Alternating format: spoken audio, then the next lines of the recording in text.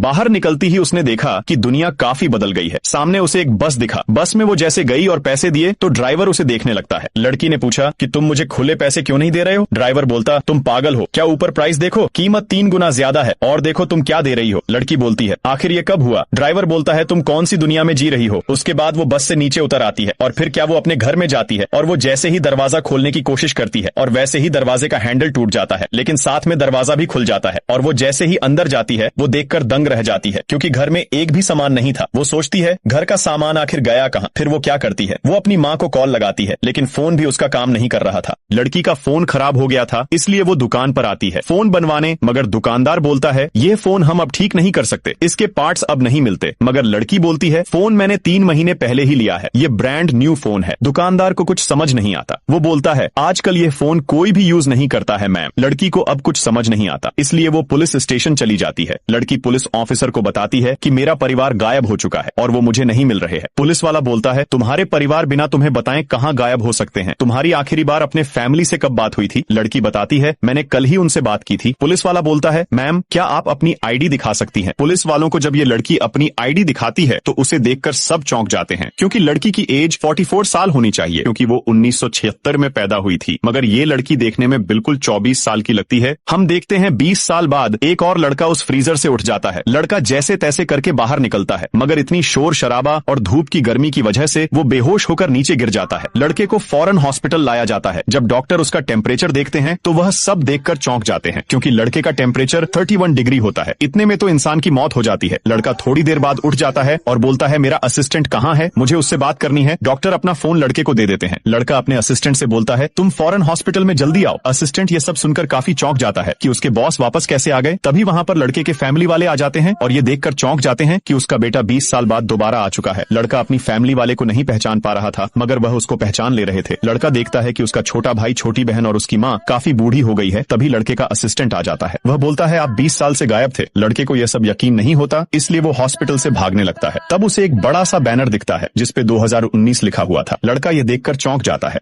अब पुलिस वाले लड़की की आईडी से उसके घर पर कॉल लगाते हैं, मगर उसके घर से कोई कॉल का जवाब नहीं देता, क्योंकि नंबर 20 साल पुराना था। मगर लड़की वॉइस मैसेज छोड़ देती है। लड़की को कोई मदद नहीं मिलती, इसलिए वो पुलिस स्टेशन से चली जाती है और वो अपने पुराने कॉलेज में जाती है। तभी उसकी नजर वहां पर टंगे एक बैनर पर जाती है जिस पर 2019 लिखा होता है। लड़की जैसे ये देखती, उसको अपनी आंखों पर यकीन ही नहीं होता कि कल ही तो 1999 भी चल रहा था, आज 2019 कैसे हो गया। जब वो अपने चारों तरफ देखती है तो लोग अपने हाथों में अजीबोगरीब गैजेट्स लेकर यहाँ वहाँ चल रहे थे। लड़की सोचती है, क्या मैं समय में आगे आ चुकी हूँ? सारे परिवार वाले पुलिस स्टेशन चले जाते हैं, मगर पुलिस वाला बताता है कि आपकी बेटी तो पहले ही यहाँ से जा चुकी है।